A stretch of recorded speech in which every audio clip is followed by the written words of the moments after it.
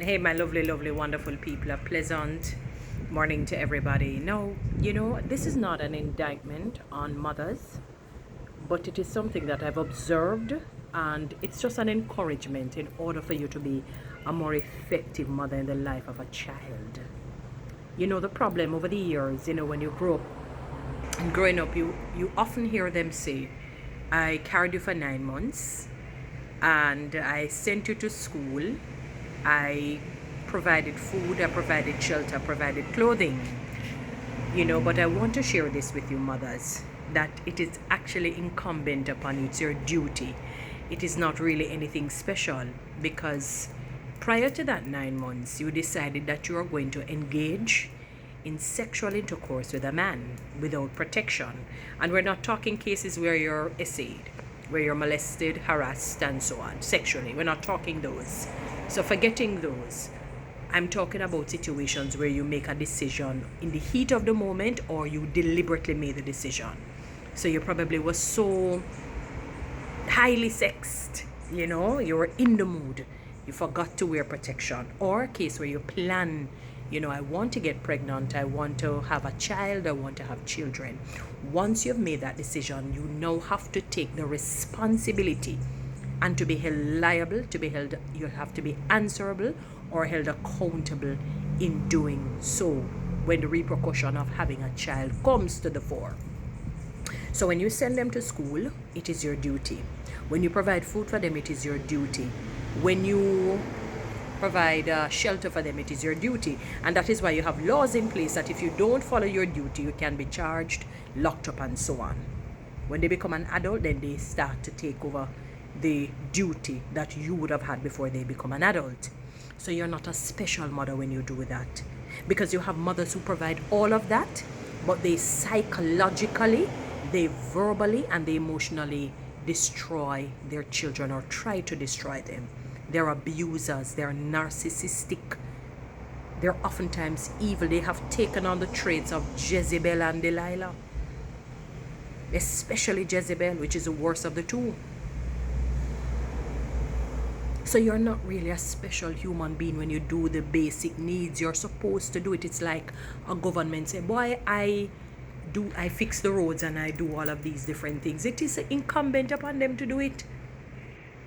It is incumbent upon them to use the tax to take care of the people, fix the infrastructure, make sure hospitals are provided, whatever it is. There's nothing special. The speciality comes when, for example, they decide to, let us say, there is a crisis or crises, or maybe there's no crisis or crisis. They've gotten excess grants, loans, and aids, and they decide that, you know what, we're going to do something for the people. Let's just use Jamaica. We're going to do something for the people of Jamaica.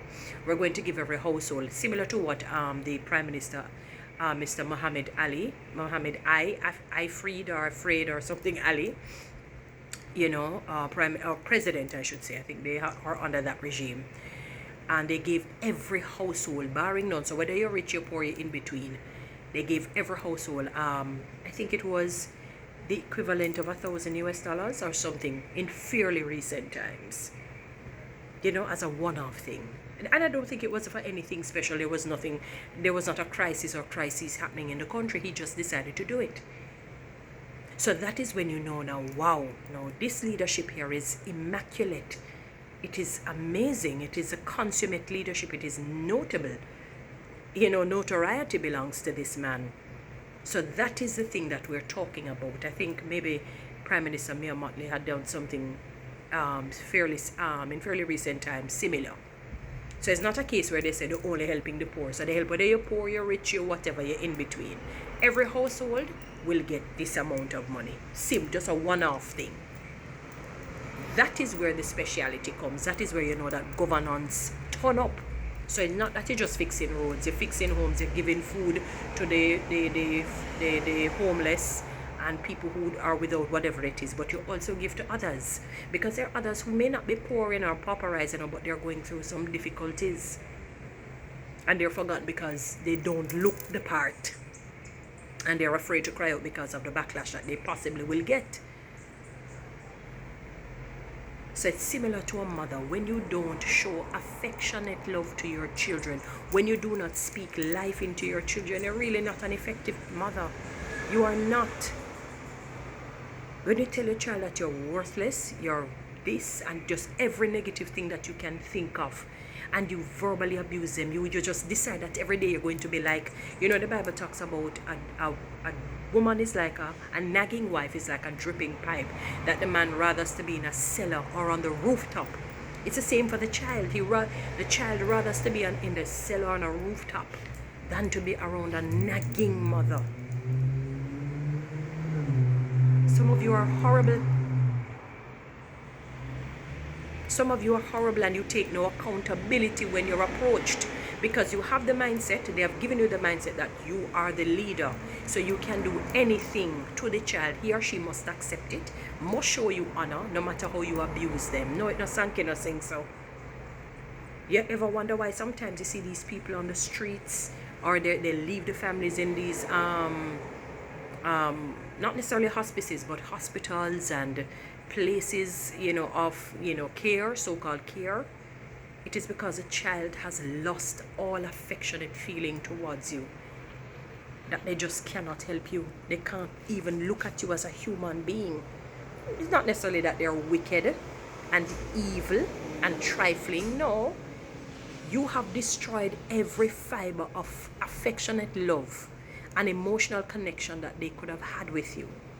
That now when they're older and wiser, they say, no, I have built up a wall, a very formidable wall, that I can't connect with you on an emotional level. I really don't care that you're going through this. I'm not taking that burden on. You never remembered me when I was going through my difficult times emotionally. You used it against me. You mocked me. You laughed at me. You jeered at me.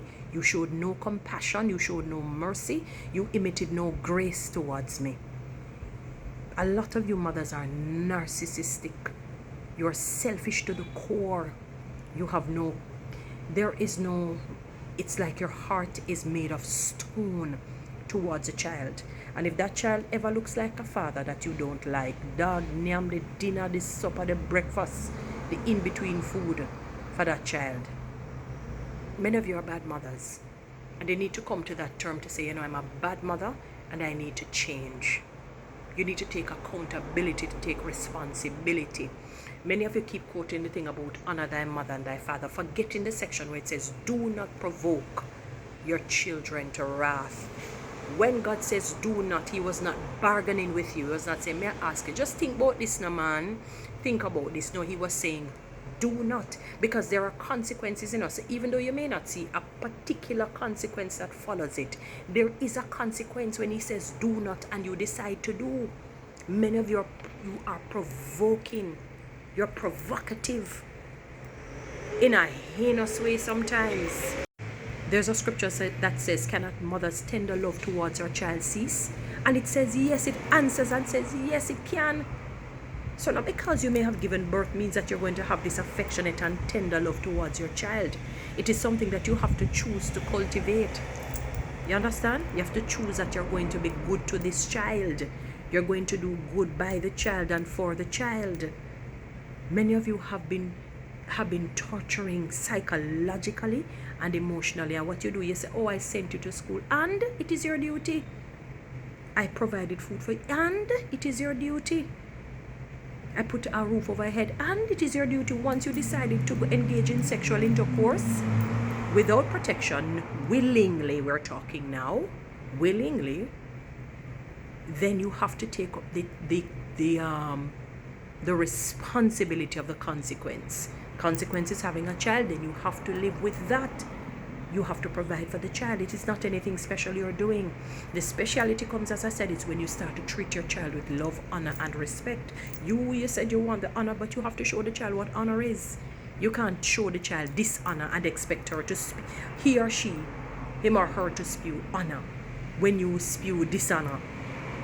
And you spew resentment, you spew bitterness, you spew narcissism.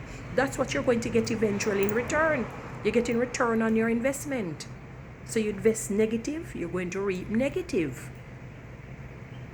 Many of you need to do better. Seek help to be a better mother to your child and see how the community and the society would be much better. Anyway, guys, you know what to do with TikTok and YouTube. Subscribe. Give me one of those lions. Thank you. Have a good one.